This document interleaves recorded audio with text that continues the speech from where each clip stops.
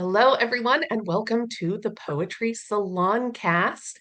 I am Trisha Faye Hefner, your host with the most, and I am going to be interviewing today Donna Sproutsmetz. One sprout. Uh, what? One One Sprout. sprout. I'm going to be interviewing Donna One Sprout baseball team, Sprout Mets, about, a number of things. But to give you a little taste of her bio, Donna Sprout Metz, two baseball teams, one vegetable, Sprout Metz. Donna Sprout Metz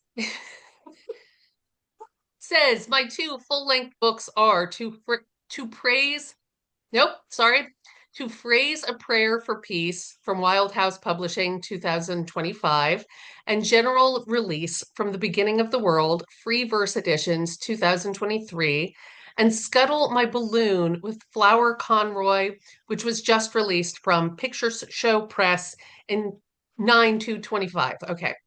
And my translation of the Dutch of Lucas Hirsch's Wu Wei Eats an Egg was also released 9/2025 from Ben Yehuda Press. My chapbooks include Slippery Surfaces and Haunt the World with Flower Conroy and Dear Ghost, winner of the Harbor Review Editor's Prize. My poems appear in Poem a Day, Alaska Quarterly Review, American Poetry Review, and elsewhere. I'm an emeritus professor, MacDowell Fellow, Rabbinical School dropout, and former classical flautist.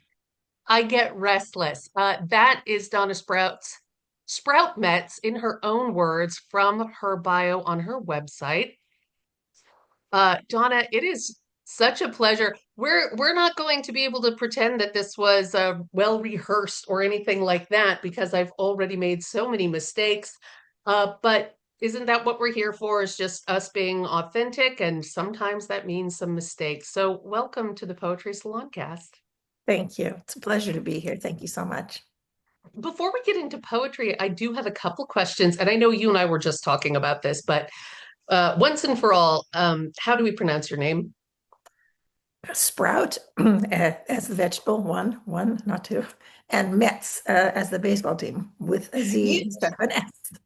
you explained that really well, and I still managed to just flip those two. Sprouts Met. It's Sprout, single Sprout, Mets, all the Mets together.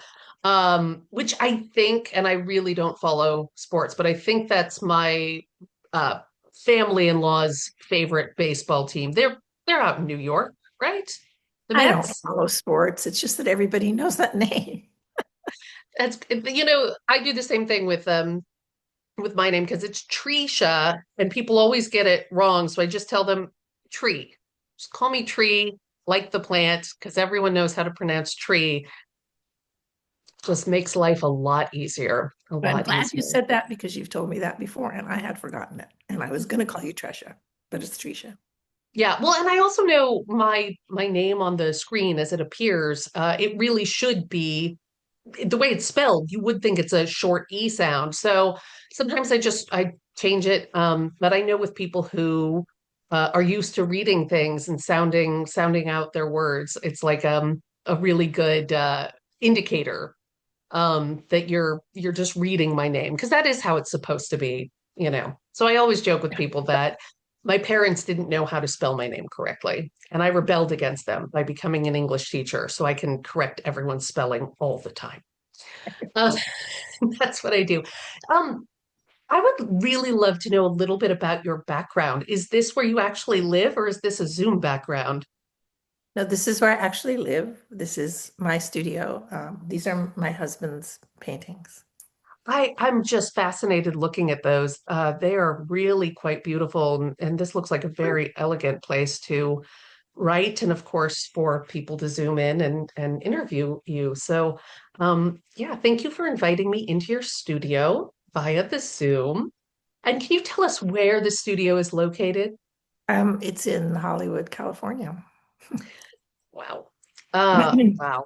And going back to your name, what is the nationality of Sprout I Metz? spent 22 years in the Netherlands and married a Dutch man while I Mhm. was there, picked up a Dutch husband. and that's his name. And in Holland, you can hyphenate. So Metz was my maiden name, and that's kind of what you do. Okay, great. Yeah, I wondered I think what trips people up about the name so much must be the J, because we're not used to saying that here and having it. UIJ. Yeah, UIJ is very Dutch. Yeah. And in Holland, like they would know how to pronounce that. Oh, yeah, it's a super Dutch name. All right. Okay, great. Well, now I feel like I've gotten a very brief history of your life in just a couple of short questions. So I think this is the point where I get to ask you to share some of your poems. And the first poems that I'm going to ask you to read were published in One Art. And in the past on the Poetry Salon cast, I usually ask people to read one poem at a time and we'll talk about it. But in this case, I wanted you to read I believe it's all four of the poems that are were published a while ago in One Art. So when you're ready, just give them a read. Sarah returns to me as a Sarah returns to me as a Kirkland culinary parchment paper. I've got Adele blasting on repeat, my earbuds in, even in my own studio. They seem better at blocking, better than surround sound at drowning out your absence. But it's no use. It's the fifth month of noise. By now, I know the signs, yet it always catches me off guard. My peripheral vision shimmers slightly right before you show up. Tonight, you take the form of the jumbo box of parchment paper you once bought for us. I touch the box. You brush my shoulder. That's how it goes. I shock into stillness, vision vibrating on infrared, feeling the warmth of your slight body, as if you were unhung, as if the scaffolding were undone, as if magic, like the way they roll off, like the way that roll of parchment paper doesn't ever seem to run out. Oh, restless ghost, the way you did. I'm sorry. I didn't mean to be unkind. I'm just howling into your vanishing point, which has so expertly given the illusion of death. I had to prepare glasses. Sarah returns to me as a 100% organic cotton round. Epigraph is Touch as a Form of Collision by Carl Phillips. Once you asked me if I needed them. I didn't think I did. But you, in that way of yours, being so unsure of the needs of love or friendship or even conversation, yet confident in your knowledge of the objects that people needed, comfort by vegetable, by rice, by small porcelain bowls of great simplicity, and thus great beauty, by mobile phone stands.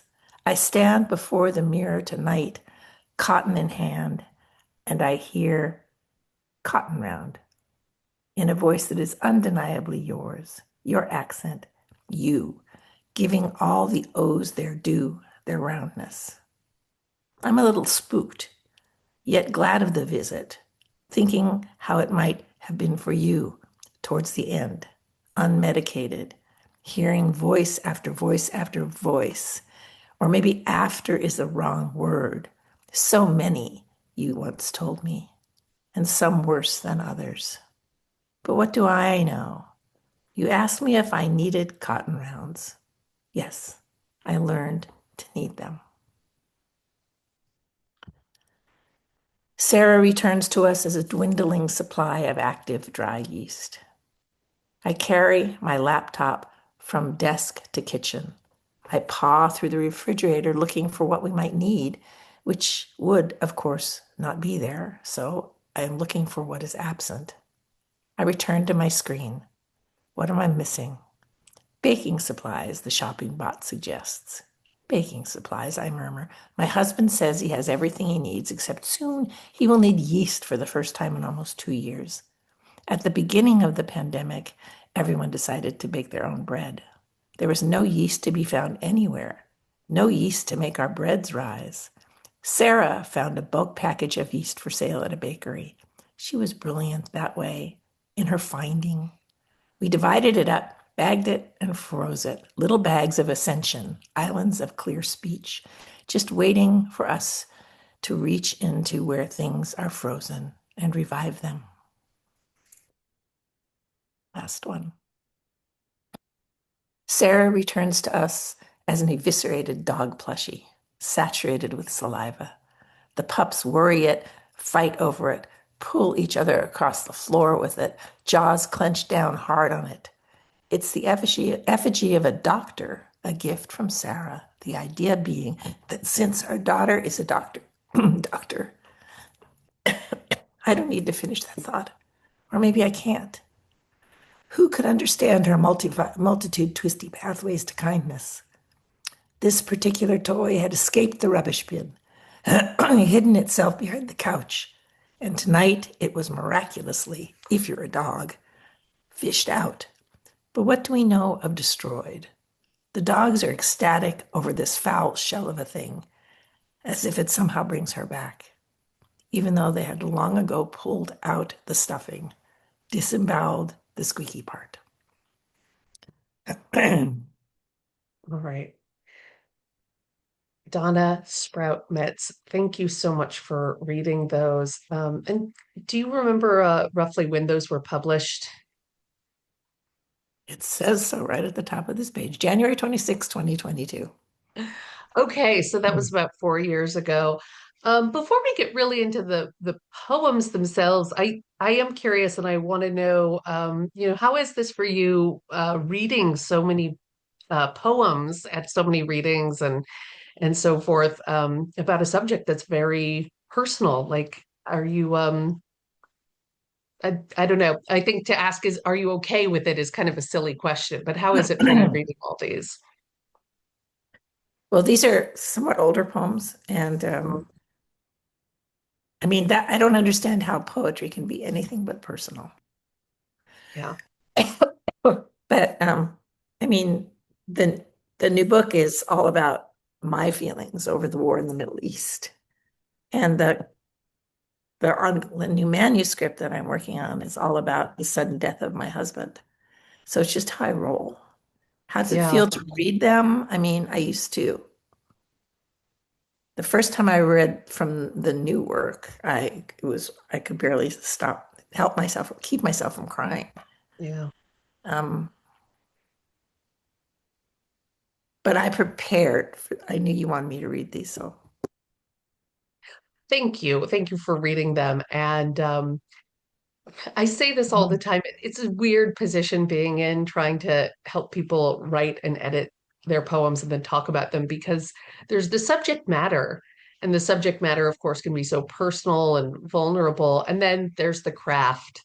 And I always find it so strange in a workshop if someone pours their heart out and the first thing the teacher says is like, I don't think that verb tense works, And yet that's what the editors do. And I've told my members of the poetry salon this all the time. There's something that happens when I'm in editor mode, craft mode, where I'm just looking at the work and I part of me gets turned off. And then I'll go hear a poem in a reading. Maybe it's a poem that I've worked on or helped someone work on and, edit and edit. And within, by the end of the first poem, I'll just be crying and bawling. So it's like I'm not immune to feeling all the feelings that come up when you read a poem, but there's a difference between reading it as a person versus reading it with your editor hat on. I'm still a person when I edit, but with the poet, teacher, mentor hat on.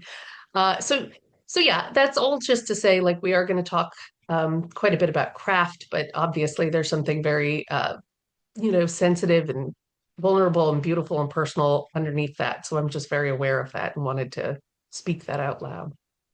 So thank you for being here and for agreeing to read these and discuss these.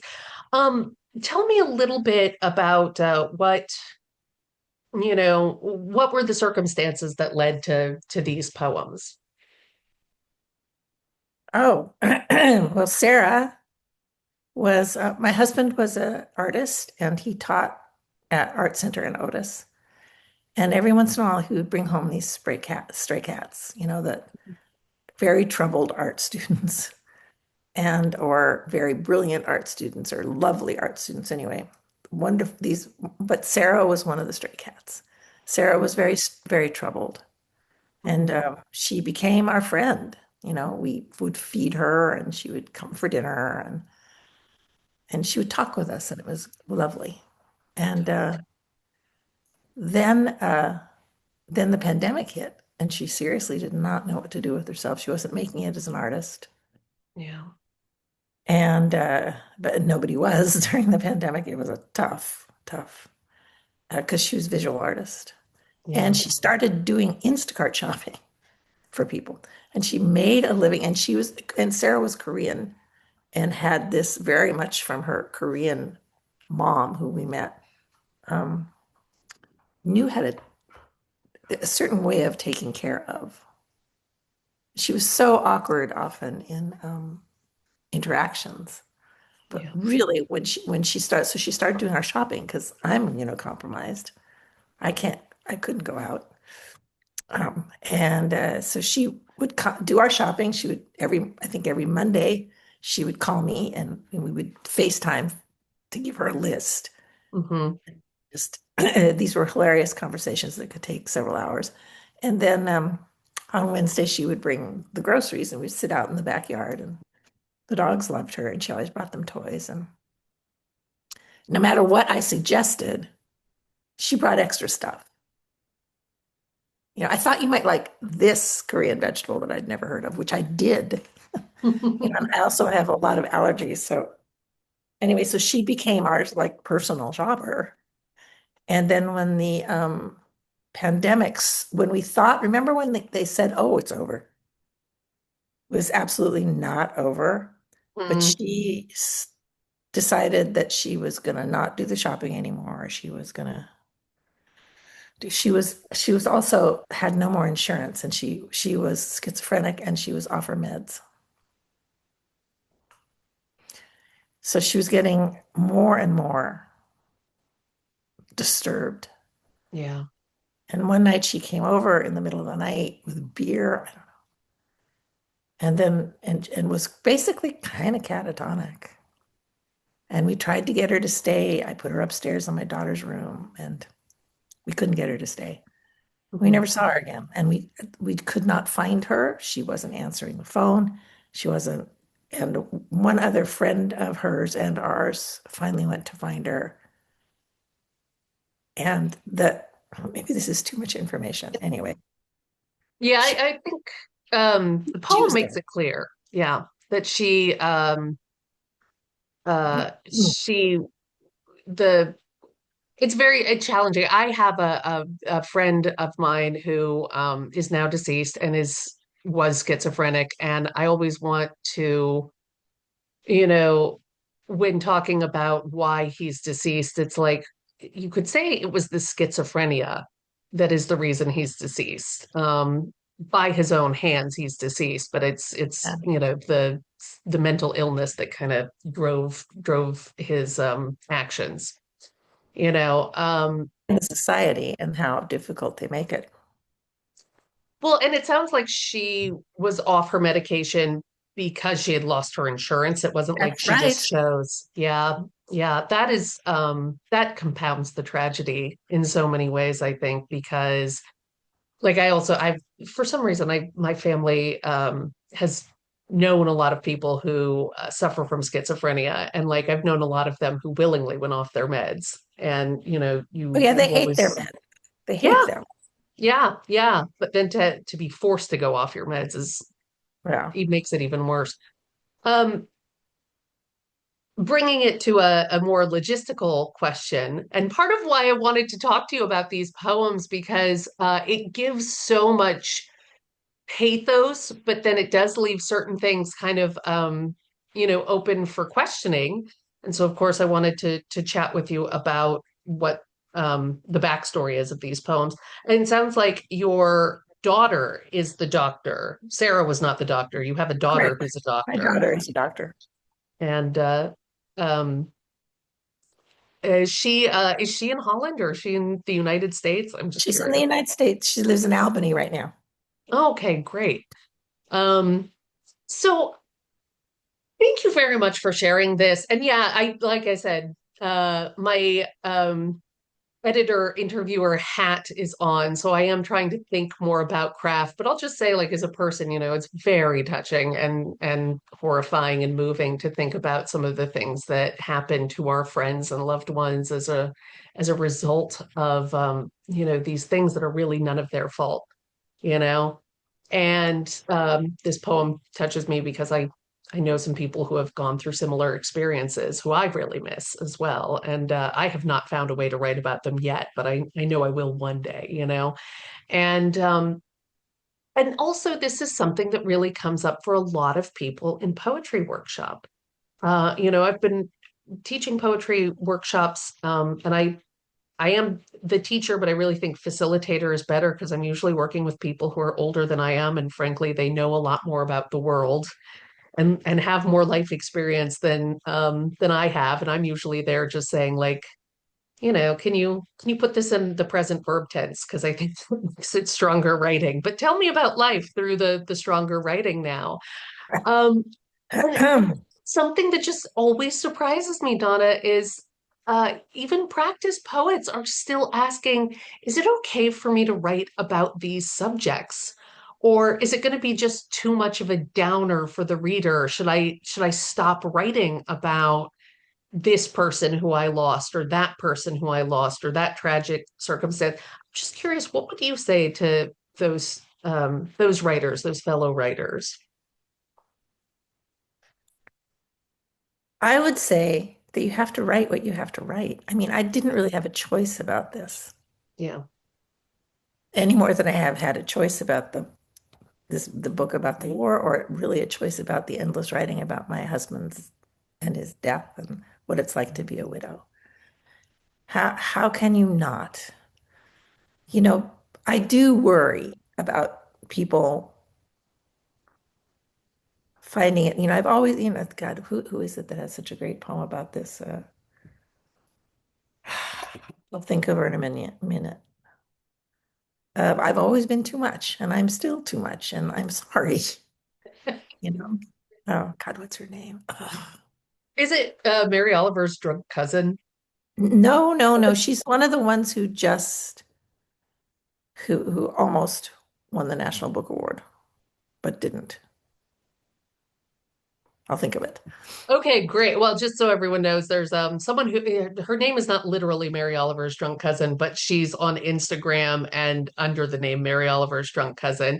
Her name is escaping me, but she's got a great poem that's called something like "I'm a bit much," and then defending how she's a bit much, like too much ice cream and so forth. And that's a very wonderful uh I would say, cheerful poem or something that cheers me up, anyways. Cheerful is probably too reductive. But anyway, so that's another person who's a bit much. But I can see from the way you're looking it up, aren't you? Tiana Clark.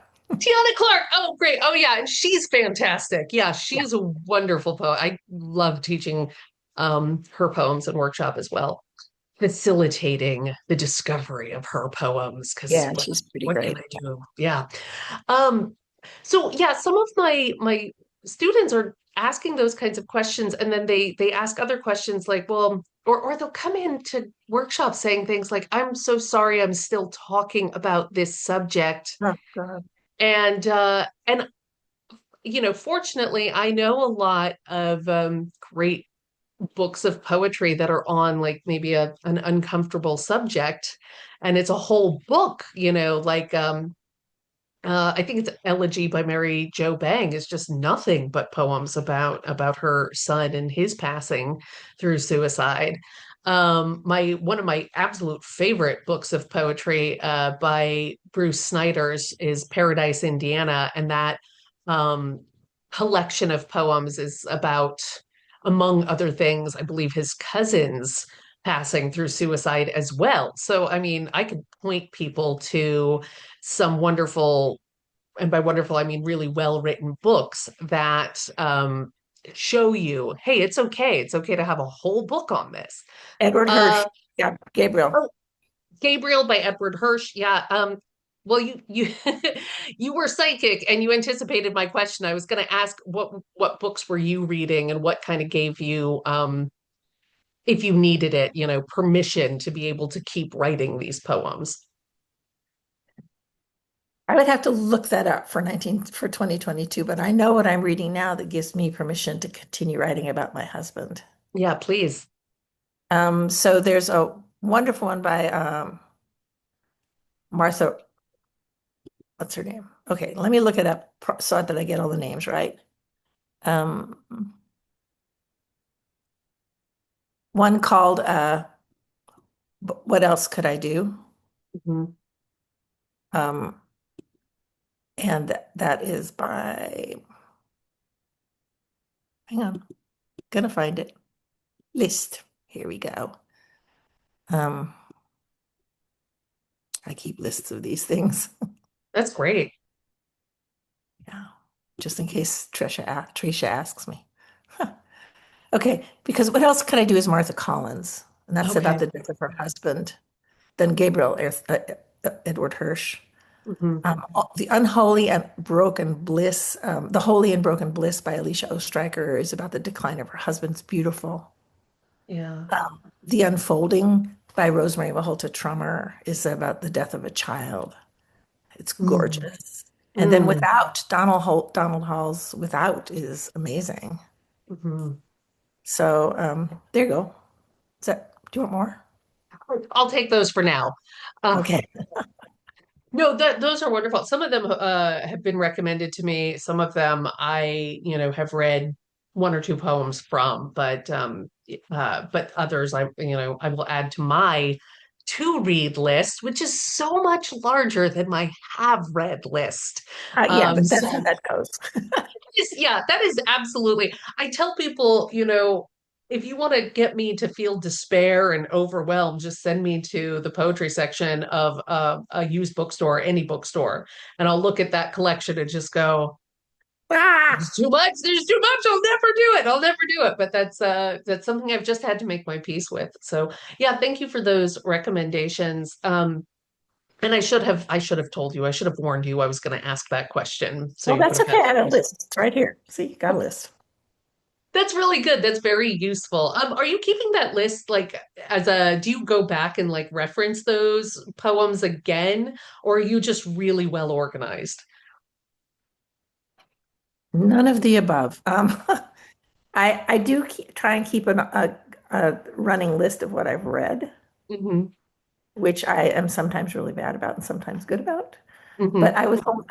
I've been asked by a number of people now that I'm in the middle of being a widow and grieved, what they should read. So Yeah. I made a list. That's that's very kind of you. That's very thoughtful for you, for the community to be able to offer that. Which is, I guess, what else can you do to quote Martha there?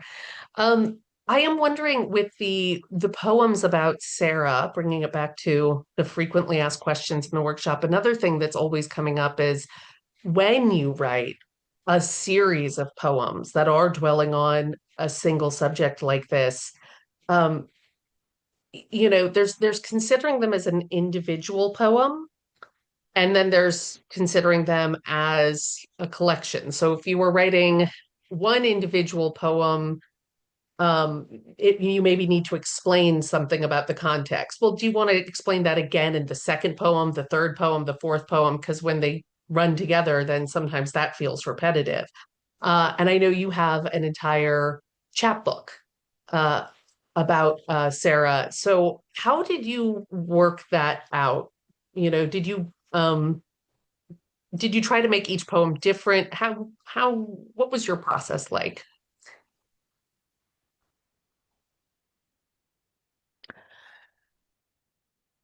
Gee, things just reminded me of her, and then I would write a poem about it. Mhm.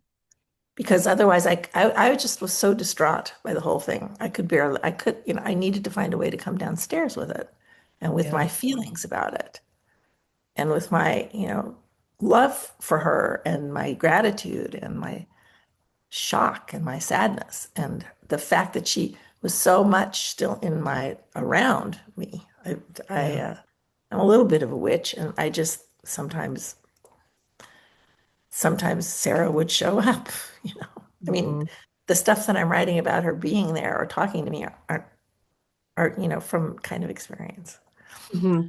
So I took it first from experience, and second because it was what was on my mind, Hmm.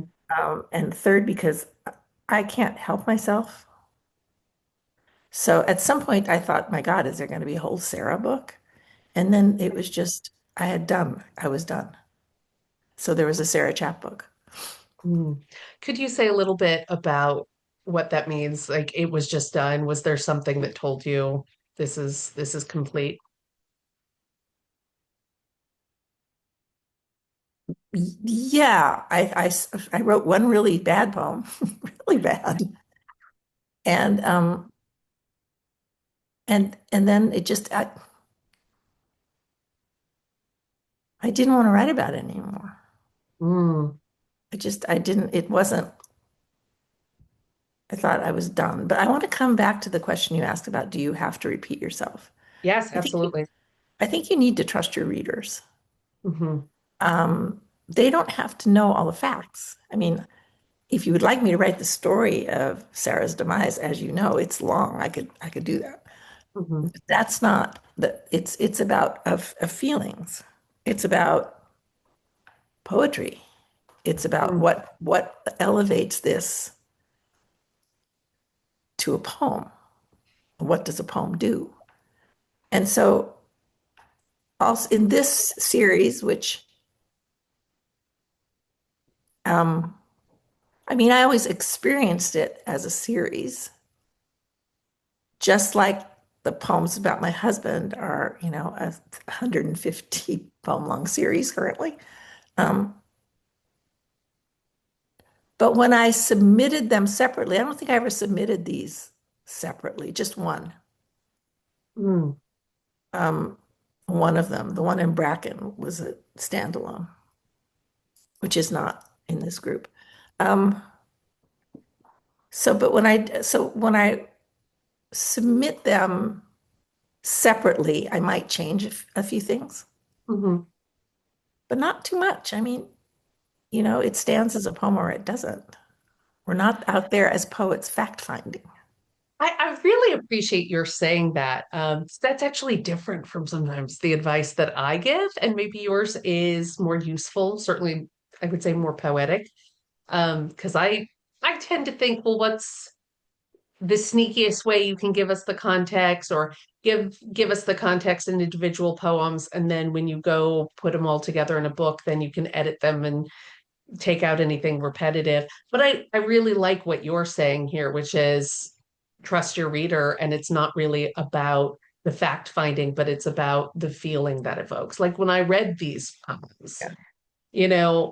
my again, like we could talk about this, but my intellectual brain is going, I wonder what is the relationship between the speaker and Sarah. And then the other part of me, or it's the same brain. One question is not getting answered, which is what is their relationship? And then the more important question is what feeling am I feeling? And I didn't need to know the exact context to have a real, uh, to really have my heart touched by these poems. It was enough to know there was a person named Sarah that the speaker was obviously very close to that's gone. So whatever the logistical connection, the facts, they were really not pertinent to what the poem was doing to me emotionally. I don't think so. And I think like when I'm tweaking the poems that are endlessly coming out of me about my husband, Mm. and I've been doing that now for over a year. I think what happens when that dries up, I don't know what I'll do. Go on Yeah. a long vacation. But at some point you have to learn to live with the grief, I hope. But Yeah. um, but my thought is that if the poem is good enough and you need to tweak it for because it's going to be read out of context of the whole collection. If you can do it with one or two words. Yeah. And if you can't, then the poem needs work. That's what I Yeah. think. Well, it's always this is the guideline. There will be exceptions. And so I think with any piece of advice we give for other writers, you have to say like probably, but there will be exceptions. So you have to use Exactly. your best judgment. Yeah.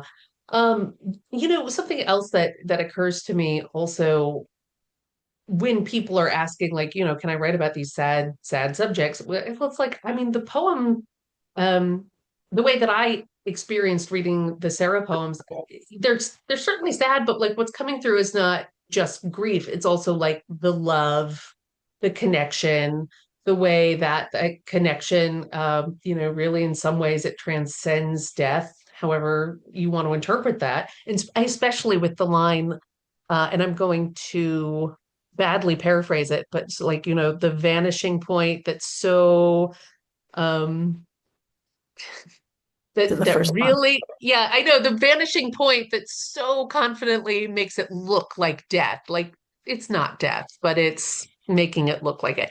Can you say a little bit more about that? And I know you said a while ago that you're a bit of a witch. So can you say a little bit about what you mean by that and the let's say the metaphysical aspect of these poems in your writing?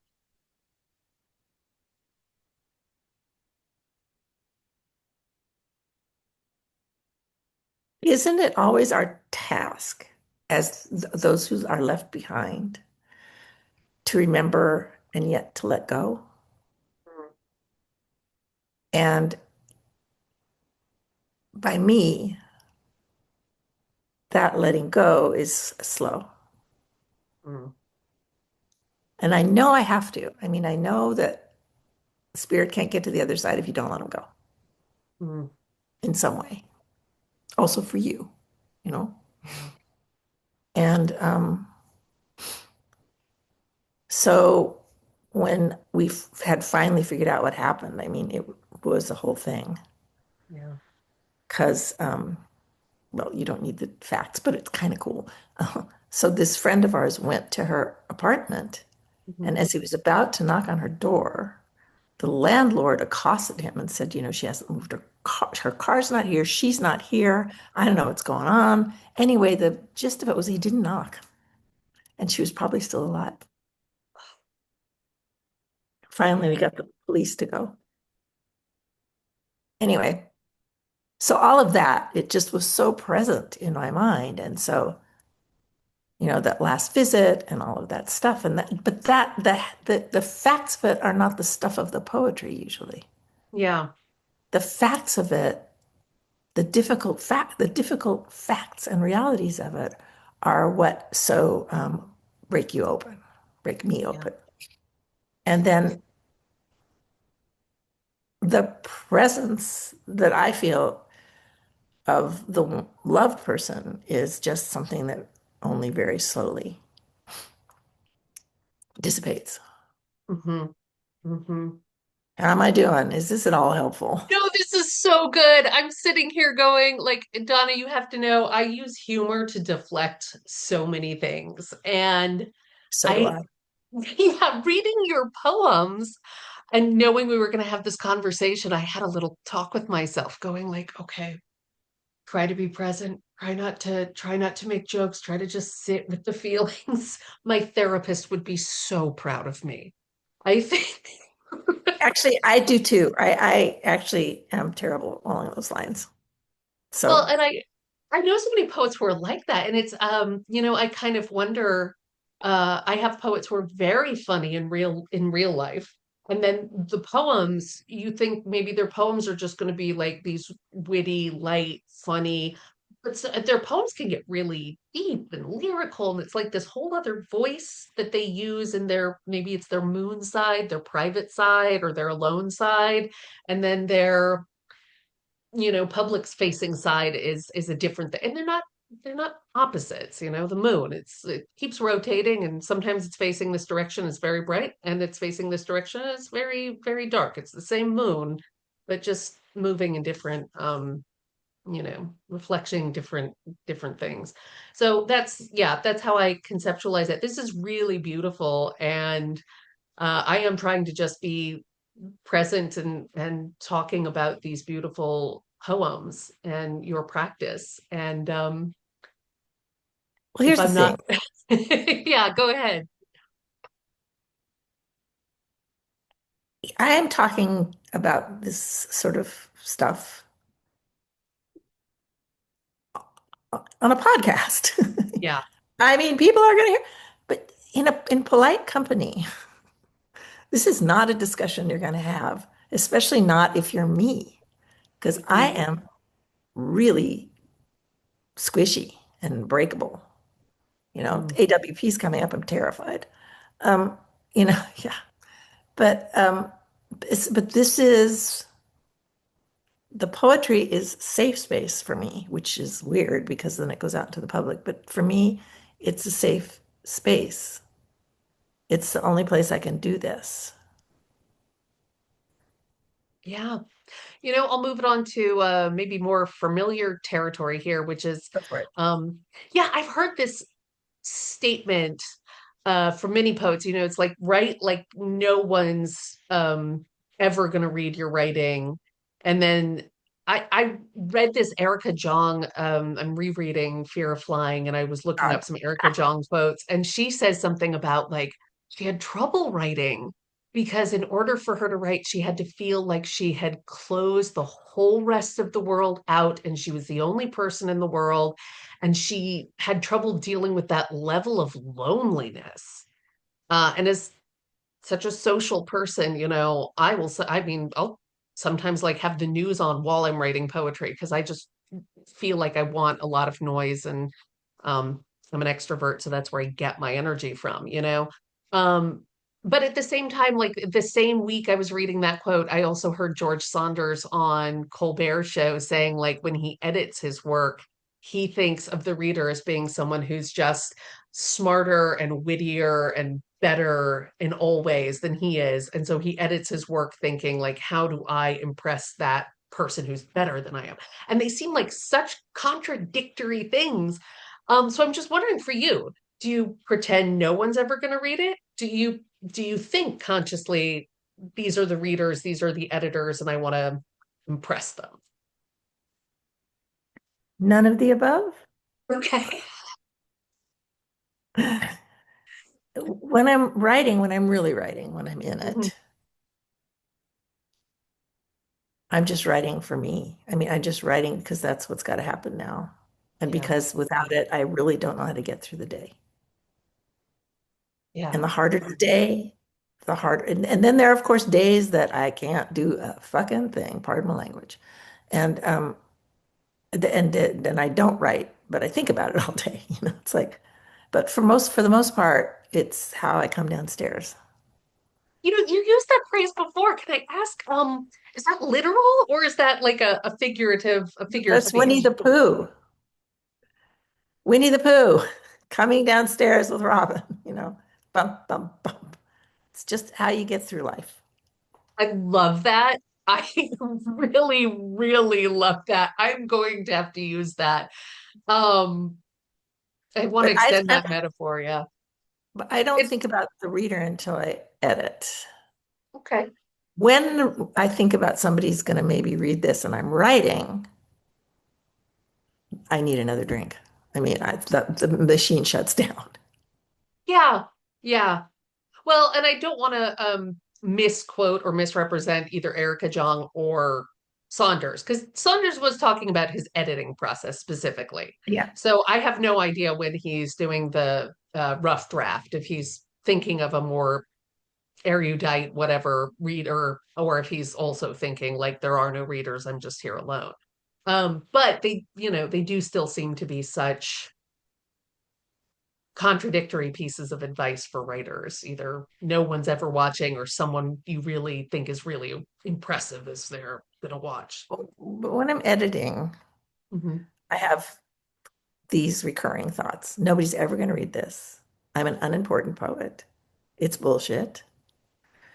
And then the real thought is if somebody reads it, is it clear? is it too opaque?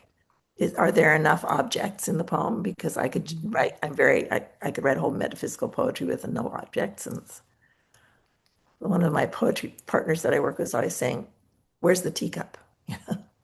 But By teacup, I assume that means like concrete object, a imagery. thing. Yeah, Yes. yeah.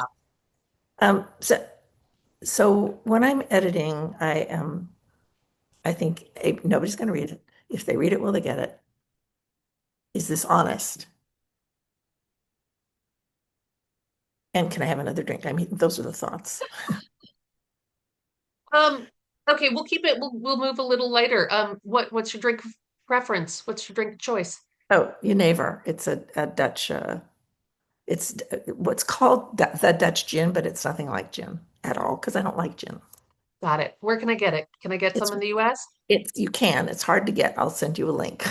Thank you. Thank you very much. Yeah, uh yeah, well, I'll move on from that topic or else we'll really go down a rabbit hole. And I do want to move on to the next book, but um as you're saying, I have yet to meet maybe more than one writer who feels like they've arrived anywhere.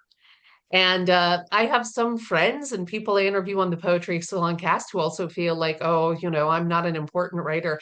Let me just ask again, how many books do you have published now?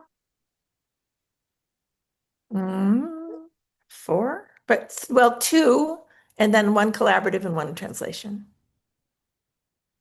And you're still not sure if you've made it as a writer or if you're important enough to warrant consideration. All right.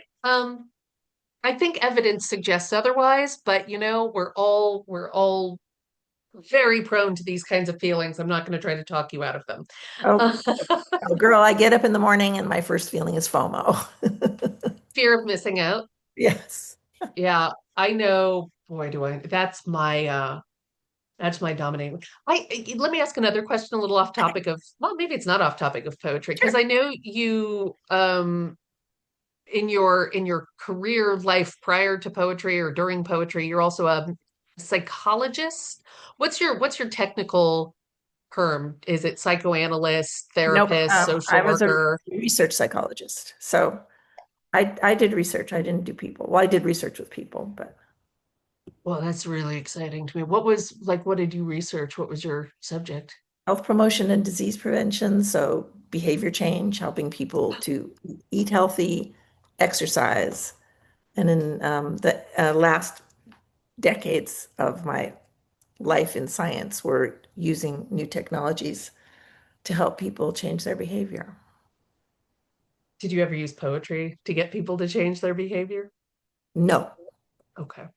That's the one where I'm very interested in, writing and how can writing help you change beliefs, behaviors, all that kind of stuff. Because it's all, to me, it's all a little bit of a piece. And in some ways, it's just an excuse to give even more validation to why we write poetry and why that's important. Because sometimes other people don't, you do have to argue with them that it is in fact a valid way to spend your time. So yeah, oh my gosh, okay. Uh, that's a different rabbit hole. I'm gonna try to stay in the rabbit hole we're already in. Um, and I want to ask about now the upcoming book and the poem that you selected or poems that you selected that you want to Well, discuss. I selected two from the new book, To Phrase a Prayer for Peace, and then one from the manuscript, which is not forthcoming yet because it needs a lot of work. Got it. Which would you I don't like know to if I read? have time for all of that. What would you I, like? I will hear all of the poems. Let's listen to the one about your from the upcoming manuscript. Okay.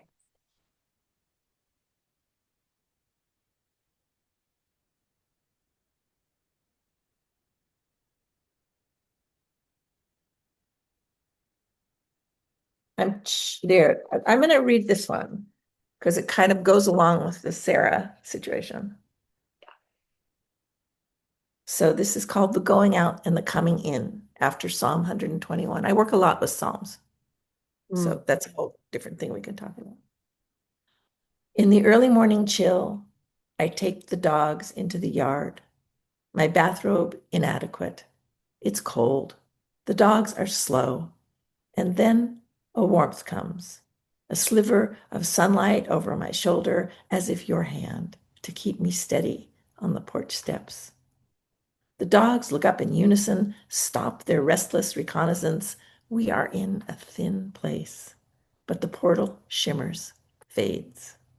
The dogs snap back to their business, but I am stilled, aware of you, struck by all that I cannot reach at will, only unawares, open and sleepy, only when I slacken my hold on my own guardrails, seek those rare coordinates where the distance collapses, and venture tender-footed towards the going out, the coming in.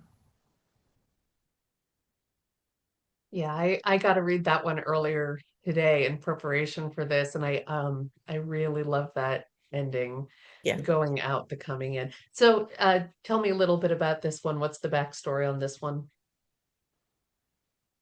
My husband died in October of last year, suddenly, suddenly. And this was one of the first mornings after his death. And I took the dogs outside like you do.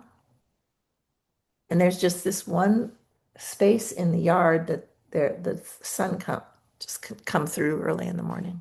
And I was standing there and the warmth struck my shoulder and it was as if he was there. Mm, And it was a conjuring and it was so I'm not a great witch because I can't conjure that sort of thing at will. I just have to mm, be open to the universe, which I'm not always, mm. so the distance collapsed. It was kind of amazing. That's beautiful. Do you feel comfortable telling us how he died? Suddenly, just Yeah. suddenly, just he came home from Pilates, Uh-huh. said he didn't feel good and was going to go upstairs. And that was unusual. But Mm, my husband is not somebody that you could say, oh, can I do anything for you? Shall I come up with you? No. So I gave him a half hour and mhm. then I went up and I found him dead. Oh, wow. Yeah. Um, I have a similar husband. Uh, and I'm always wondering, is it something in the male gene code that just, but those are the mysteries you can't answer. Um, and this and this poem, um, I've got to also say, the I've interviewed a number of women who have lost their spouses or their partners, and uh, so I hear these stories on a semi-regular basis, I think, and it always makes me so paranoid. And I have to explain to my husband, listen, I know you say you're fine, but I just spent an hour reading this book of poems by this woman. And I need you to let me just hover over you for a few minutes for my own self-awareness. And he's married to a poet and he knows he's married to someone very emotional. And so like we've got to kind of there's a French word for when you call off the fighting about something. you know Detente. yeah, we've got a little detente about it where he can let me hover a little bit and then I can let him go and just trust My it husband died of something called a widowmaker, which is a massive heart attack. God, what a name. I know. They happen on Mondays. It was a Monday. It's weird. I have a really bad poem about that somewhere. But my message to you is make sure you get your annual checkups, and he should have had an echocardiogram, and he didn't. Yeah, So he'd been yeah, in heart failure for a long time, but didn't know it. yeah. Yeah, that's like I said, just compounding the tragedy upon the tragedy. Uh, so let me talk a little bit about the poetry and I still want to circle back to the witch. Because I know that especially that term witch, it has some historical connotations. I'm sure you're aware.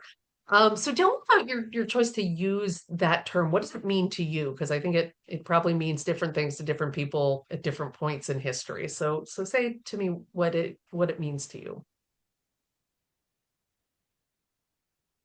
It's somebody, male or female, with, that has certain practices, even if you don't practice too often, to try and call in the spirit world or whatever you want to call it, or to Mhm, try and like I set intentions, just like many, many people. mhm, I might set intentions on a full moon. I might say a few words, you know. Um, I have a little coven of other witches, and witch is very light. I mean, I'm not like people who take it seriously and everything is all about that. I'm not that person mhm, at all. But it's always kind of with me. mhm. Yeah, But we kind of use it. Oh, go ahead. my daughter just calls it my spidey sense. Yeah, and that's why I asked you to define it because, I think in our modern day society, it's becoming more part of the lingo and more, you think about the 1500s, if you called someone a witch or you called yourself a witch, you were in really big trouble. Yeah, whereas now it's like there's a book that came out called The Kitchen Witch, and it's just about, using certain herbs in your food and I in your have it. kitchen and things. I Oh, have do that you book. have it? Yes. Do you use it? Have you read it? Read is a big word. Okay, yes. You've cracked the I've I've spine. I've looked through it. And I bought it especially for a meeting of one of the covens, So, yeah. That's a unintended I guess book recommendation for those who want to increase their spidey sense or whatever you would want to call it. I'll move on to well, something I'm very curious about. I see that you've got the Star of David on, and so I'm kind of curious how it interacts with your other religious practices, or religious beliefs. And my husband is Jewish, so I have a viewpoint to what that culture is like. And actually, we did 23andMe. I'm 0.03% Ashkenazi Jewish, so technically, I am a little Jewish too. But yeah, can you say a little bit about how both of these together inform your, beliefs about the spirit world?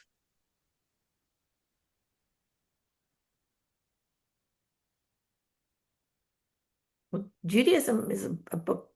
It's a religion that predominantly wants you to do things in the world. There are 620 mitzvot, not all of which we can good deed things that Yes. which we're asked to say 100 blessings a day. I'm not Orthodox, but I do have, you know. So it's primarily about sensing, always being aware of the holy in the Mhm. world, but not the big, lofty, holy, that holy. It's just that, dang, look at this place. It's pretty dang fantastic, this world that we have, that we're destroying. Mm, That's another discussion. So, and I really rely in a way on I love ritual. I love witchy ritual, and I really love Jewish ritual. yeah. And I think, especially having gone through the sudden death of a husband, the Jewish community has just sort of kept me together, but also, the whole prescribed Jewish way of mourning, Hmm. which, gives you, your first, you're nothing in the days before the burial, and then you're another thing, and then you're in, first there's Shiva, and you sit for 8 days, and then there's Shloshim, and that's for 30 days, and after that you can go out.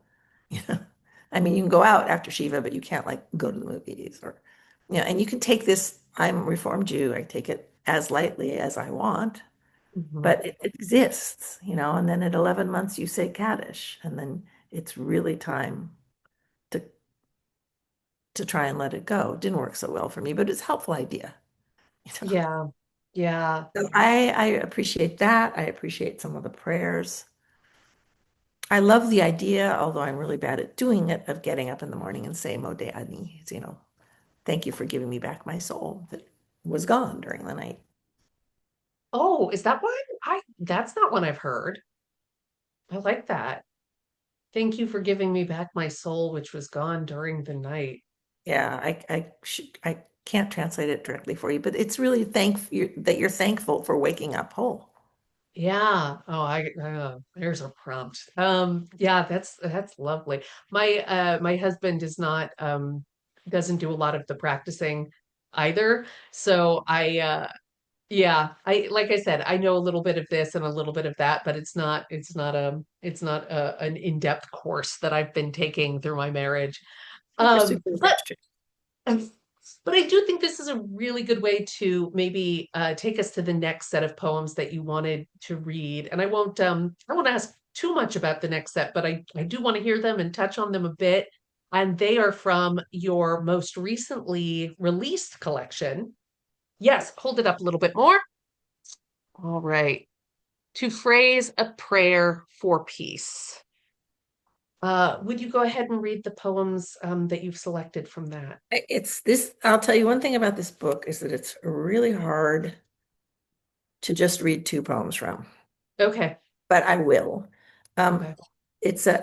the book is for the first 155 days of the war Mhm.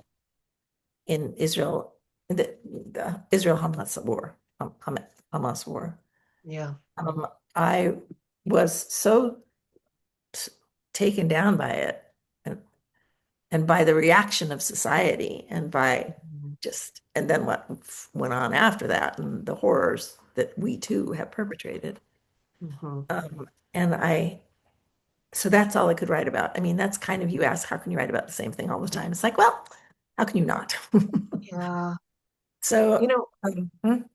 no, I'll just say that is I was almost afraid to have you read these because this is just such a fraught subject. And uh I don't know, as a poetry facilitator, I try to like just hold space for everyone to have their say and try not to come out as any particular thing because I feel like with this subject, especially, no matter what you say, somebody can be offended by it because it's not in alignment with their views. And it's just such a fraught subject. My mom and I, we rarely disagree on politics. We rarely have any arguments at all. My mom is just so sweet and so supportive of me, and she like just never fights with me on almost anything. And this was a topic where she and I have had like, come to blows in our differing opinions. So, it was just Maybe I'll read a different poem. Yeah. Uh, Yeah, please go ahead and read it. And I'm just I'm gonna going to read say, the like, poem. you are extremely brave, and I'm gonna ask you a little bit more, but let's have you read the poems. So on day 155 of writing these poems, and not all 155 of them are in the book, I realized that I was no longer being honest. I felt silenced by the media on all sides, silenced by my friends, and I couldn't take a stand. There was no stand. I Mm, want peace. So, but I did feel really silenced and afraid to say anything anymore. And how this mm, book came about was I had to get myself to stop. So I wasn't finished with the topic, but I was no longer honest. And that's another time to stop. If you mm, can't be honest anymore, then it's not a poem.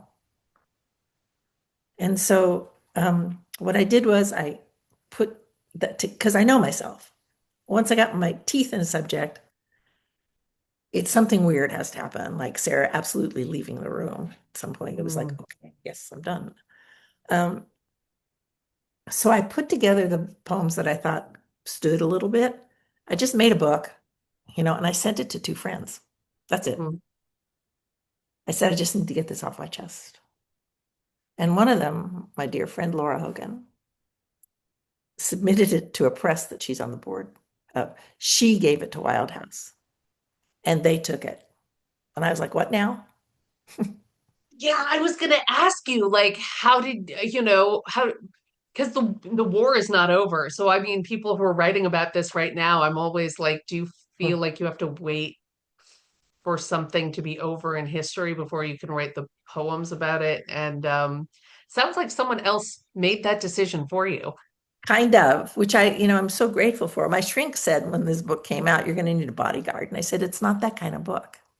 Okay. Okay, so I'm going to read a different poem than I was going to read because I'm going to Okay. read Yes. Day 82. I want.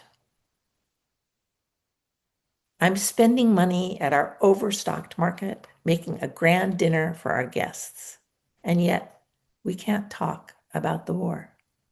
Israeli soldiers dying because never again, and they aren't wrong, but Gazans starving, needing the basics of life, like water.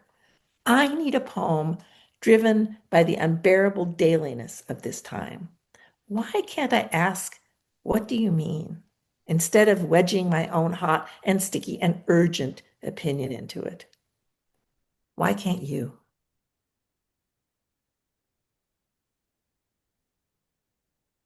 That, that's one I think everyone can agree with. Whatever your opinion on the situation itself, like we all can understand how it's difficult to even talk about this with people. I've had wedging my hot, sticky little opinion Yeah. into it, you know? Yeah, yeah, that really captures it. So, And I'll read one more if you'd yes, like. please. Yes, Very, yeah. very short. And this was by day 75. And I kept saying, God, can I stop this now? I mean, many of the poems say, can I stop? And then the poem itself says, no. Um, so this is day 75. I step away to lick wounds. If a poem is a tattoo, I'm inked and scarred by these words. Mm, that's a resonant image. Yeah. Um, have you needed a bodyguard? Like, have you been getting any kind of backlash? No, because none of the poems are pro or anti anything but peace. Yeah. And it's all from a very Jewish standpoint, and there's some poems in here, based on the Psalms. Hmm. Um, but no, I haven't. Actually, I've been very lucky. That is very fortunate. I think I've been dancing around saying anything about what my opinion is, just that expressing one's opinion, it's controversial no matter what it is. And so I think I really understand and can resonate with um, I don't know, that perspective, that lens, that strategy, because I'm sure there are some people who are not pro peace or would have a problem with peace, but I don't think those are the people who read poetry. Uh, You'd maybe be they should be. surprised. Well, yes, I guess I probably would be. Never say never. That's also something I'm learning. Um, yeah. Tell me again the name of the publisher. It's Wild House. Wild House. Wild House. And the book is now available, isn't it? Yes, All right. And are you going to be at AWP this year? I am. All right. With Wild House, is that how we'll They don't find have you? a table, but I get to Uh-huh. sign at several places. Let me pull that list up for you. I've got Yeah, absolutely. I've got You lists. This girl If has. you would just send that to me, that would be great because Okay, I will definitely make a um an effort to come and find you. I will do that. It might be post AWP before this is public, but assuming that there's an AWP next year and next year and next year, this is a piece of advice I heard, which is just go and spend time at the book fair because you can go and talk to all the poets who are at the tables, signing their books, or, manning, womaning, poeting their booths, and you get to meet, your favorite poets and get to know new poets. And it's one of the most enriching things that you can do. So I'm looking forward to seeing you I and know. getting a copy of one or all of your books. Certainly The Prayer for Peace, I think, is Yeah, is one that's that. the one I'll be signing most, but I'll have the other. I'll have two more. I won't have the first one because Mhm. I'll just have the three Weirdness 2025 books that all came out at the same time. May we all have such weirdness on our lives. Oh, and you said the chapbook about Sarah. Tell me the title again. Dear Ghost. Yeah, Dear Ghost. Now that one is available as a download for free. Yeah, or you can read Uh, it online, which I So would you can do. read it online. Yeah, Yeah, and who's the publisher? Harbor Editions. Oh, Harbor Editions. Yeah, I love them. I love them, and good for them for making things available. Like during pandemic, I was in Costa Rica, and so I was not it was too hard for me to get books. It's possible. It would just take too long and the shipping was very expensive. So I was so grateful to anyone who put their books online. And I read You a were in, lot of books that were online so during you were that in time. in Costa Rica for the whole pandemic? The There's whole a story thing. I want to hear. Let's have a drink. You can bring some of that, what's it called again? The Your neighbor. Yenaver. Yeah, you can bring some of the Yenaver and I will tell you all about it. But yeah, so that is great that they have that available online. Um, and to Poetry Salon community who are listening, you've got a variety of books you can get from Donna Sprout Metz, One Vegetable, Whole Baseball Team. And the latest one is I'm gonna get it so wrong. To phrase a prayer for peace. See, my head is going like to pray for a phrase for peace because I don't know. It's just my brain is kind of mixing some things up. So here's Um, my promise to myself. yeah. The next book, hopefully there will be a next book, and if there is, that will have a simple title. I mean, my first book was General Release from the Beginning of the World. Why? I learned the same thing about having a hyphenated last name because when I got married, the maiden name, for that means, is Hefner. And when I got married, I was like, I don't want to let go of Hefner, but I really like Rubenstein, so I hyphenated it and immediately realized how problematic that was because there's never, whenever you have to sign your name, there's never enough space and it takes extra time. And I think the same is true for book titles. You're going to have to say it over and over and over again. So choose something simple if you can. And yet, at the same time, I don't know. Oh, Sometimes the book General wants it. Release from the Beginning of the World to phrase a prayer for peace. I'm getting there. Yeah. Well, and eventually you can start just calling them by like prayer. It's going to be like, well, when I wrote release, when I wrote prayer, when I wrote ghost, you just start abbreviating it and people know what you're talking about. So, all right, poetry aficionados, friends, fans, students, fellow travelers, thank you so much for listening to us talk. And please get Donna's books and watch out for the new books. And Donna, we'll look forward to seeing you again in the future in the Zoom space, however the accident wills, to quote Kurt Vonnegut. Thank you so, so much for spending this time with me. It's been really Absolutely. valuable. Thank you. All right.